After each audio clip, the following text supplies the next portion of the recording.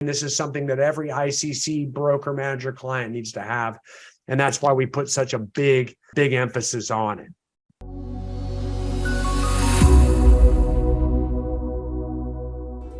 I'd like to show you what some of these dashboards look like.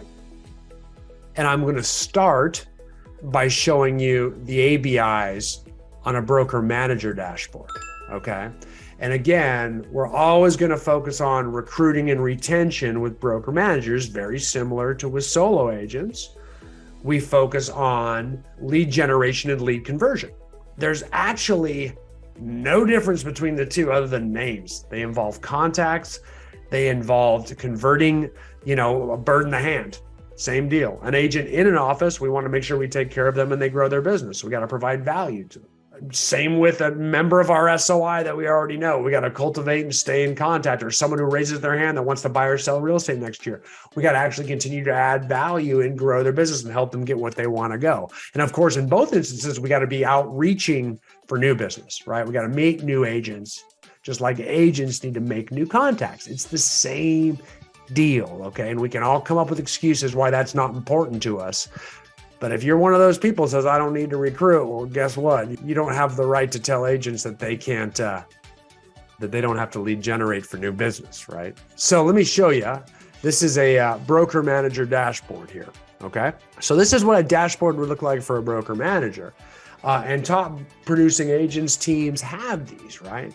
And you can see this entire page of the first page of a broker manager dashboard. Now we do have other pages. I'll show you really quickly. There's 2 other pages. I break it into 3, okay? The first 2 are with recruiting, and I know this gets kind of small, but I'll explain it to you. The first 2 are with recruiting, okay? This first page. So all this is based on recruiting metrics, right? It's recruiting contacts made, recruiting appointments set, first appointments had, follow-up appointments with recruits, and then the amount of recruits joined. So these are all activity-based indicators until recruits join. That's after they've joined, we can track our results. So it's how many recruiting appointments we want to have. Okay. And here's I just use fake names. So I always use my wife's team, but they're a real estate team. They're not managing brokerages. But this is intense, man. They're actually in 25 recruiting appointments. This is 1 person per week.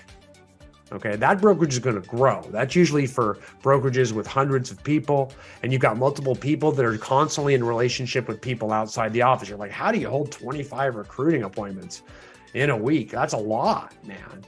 That's a lot, or excuse me, that's contacts, not appointments. That's 25 contacts. It's like having 5 a day. That's reaching out on social media and liking and engaging and direct messaging and just adding value. It's not like asking people or hard selling people how to lead generate. That's like reaching out and just loving on people. That's doing our Facebook 10-10-5 for leaders and for agents. It's reaching out saying, hey, great job with your transaction, great listing. Hey, I'm sorry for your loss, in a direct message. That's what that is. That's reaching out and saying, maybe every now and then it's asking for a recruiting appointment. And you can see the leader of this brokerage is actually having 8 appointments a week. You're like, how do they have time for 8 recruiting appointments? Well, recruiting appointments about an hour, could be over lunch, could be over coffee, could be in your office. That's literally like 1 or 2 a day. It's 2 hours a day. I really don't know what broker owners are doing otherwise. Like, are you putting out fires all day long? I mean, you better have hundreds and hundreds of agents in your office to make that be difficult. There can't be that many fires. You know what I'm saying? I think you're seeking them out. You're looking for the status quo problems if you're not focused on growth. Because I know it's very capable. I've done it. Many of my leaders have done it. It's very easy to do more than that, in fact. Now, if you're big enough, you might have other leaders that can meet with new agents. Maybe you've got someone internally on your staff that can kind of explain to new agents the process, and you're just meeting with the top agents, what have you.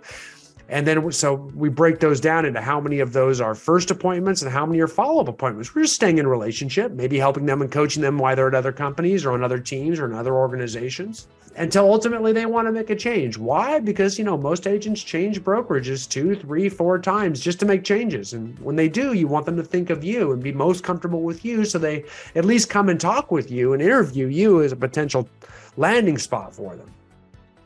Especially if you're focused and your team or your brokerage is focused on production-centric activities, because oftentimes theirs isn't. And that's what they need. They need more income, because we know the vast majority of agents that quit this business or move around is based on getting more income. And unfortunately, it's often based on their inability to do it themselves. So if you provide the tools, systems, and accountability to help them change, that they think and they believe that your systems are going to actually be that secret sauce that they need to succeed. It's powerful. It's powerful. Okay.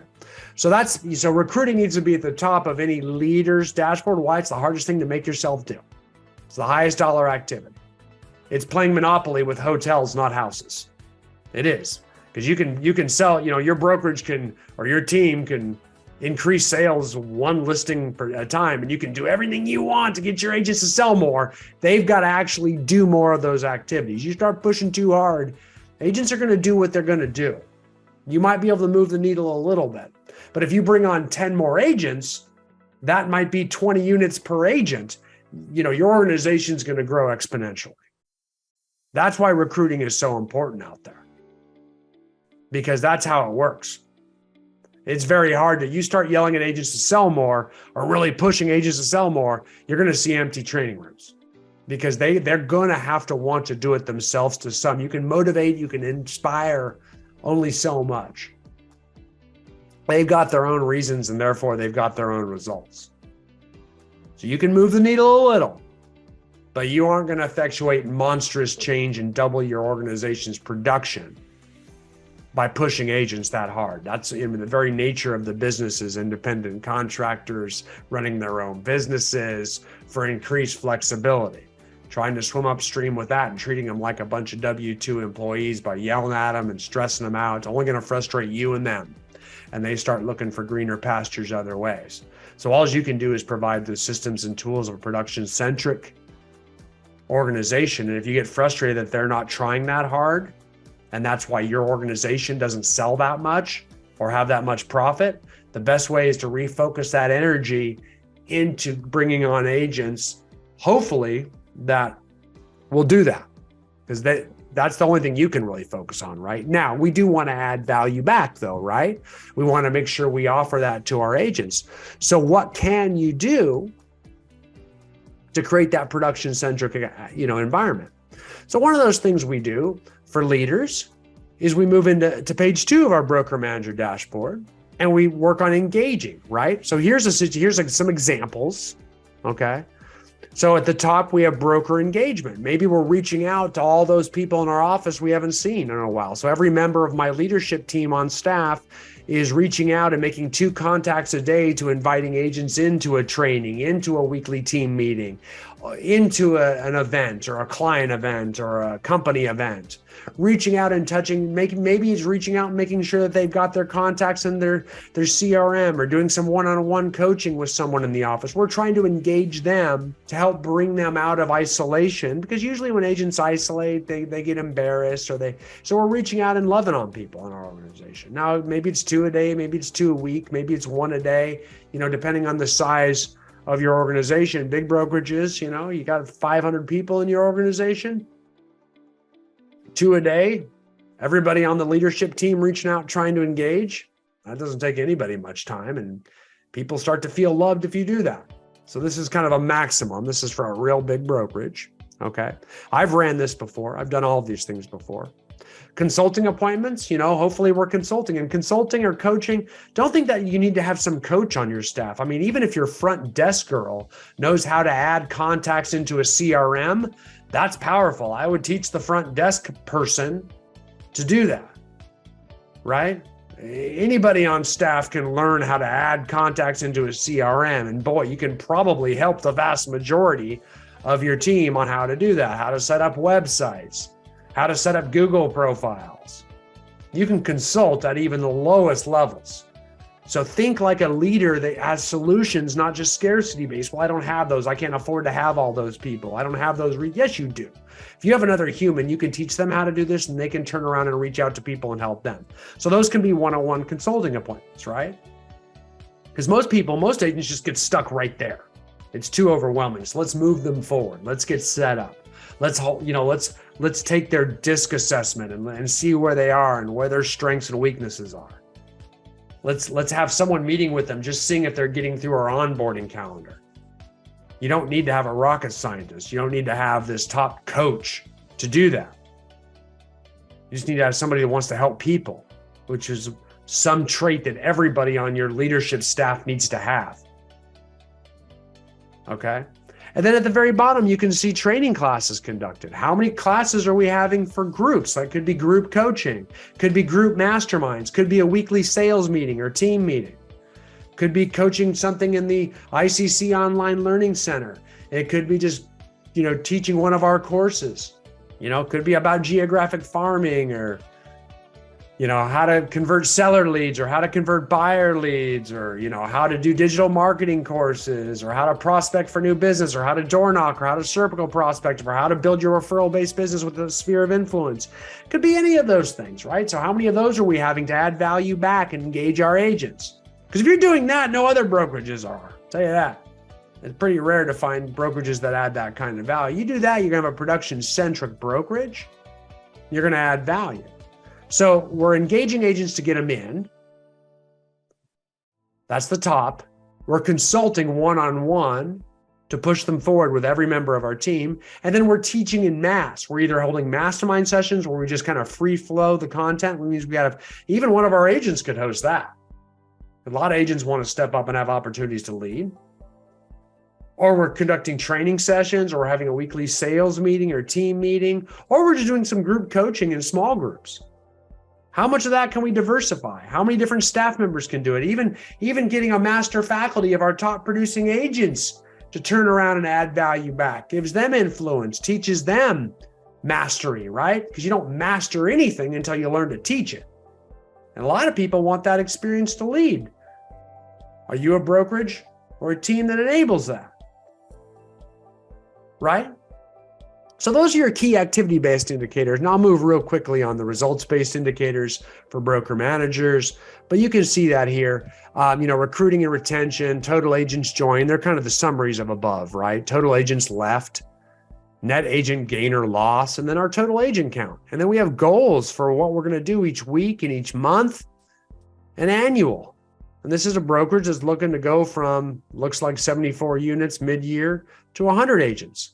74 agents to 100 agents. Why? Because agent count is a direct correlation with profitability. It's, we'll say 80 to 90% correlation between profitability and the number of agents you have in a real estate brokerage. Not always the case with teams, but there's still a pretty big one. It's still, well up over 50% correlation between agent count and profitability for leaders. And I know everybody wants to have this elite force of just a few agents. Well, that's great until one of them leaves or gets sick or gets a divorce or their spouse gets transferred. Again, do not ignore recruiting, please. Learn from the best. Stand on the shoulders of giants and pick up their clues. They're everywhere. Okay? Production-based too. Now, most brokerage owners do this. This is all they do, unfortunately, right? They're tracking listings taken volume, contracts written units, contracts written volume, closed units and closed volume. We should definitely be looking at that because that motivates us and it makes us very aware of what's happening in the market, especially with seasonality in our area, so we can plan. That's all very important. Quite frankly, the tracking, that's the easy part. Most brokerages do that. If you don't do that, we need to start tracking that and have that on a dashboard, right? Most do that. We just ignore recruiting and retention because that's the hard work. That's what, otherwise, it's fun to look at this every single week. It's hard to make ourselves do the things up above, right? And then revenue, it all calculates to revenue, gross commission income, company income or company dollar. That's, the company's base of the commission split or the team's base of the commission split. And then how much is paid out to agents? Is there a franchise fee or a royalty fee you pay out to the mothership of big national brands, and any other incomes? Could be transactions fees, desk rent, things like that. Other types of revenue that we track. Could even be affiliate income, whether we have, mortgage companies set up and title companies and things like that at the broker. owner level as well too. That's what that brokerage manager dashboard looks like, but we need to be tracking all of those things, or we're going to be at the mercy, and what's going to happen is seasonality is going to kick in, or the market's going to kick in, or the Federal Reserve's going to increase interest rates, and we're going to be like, oh no, we just got to cut everything, and we're up and we're down, and we're up and we're down, and we have no clue what's happening in our business. We can't plan for anything. We don't even know what to do to take action, right? Because we have no ABIs, no recruiting retention activities. At least with the RBIs, we can kind of see trends and see, where we're going to be. But we need to have all three of those in place. This is something that every ICC broker manager client needs to have. And that's why we put such a big emphasis on it. Okay. And that's why. Okay.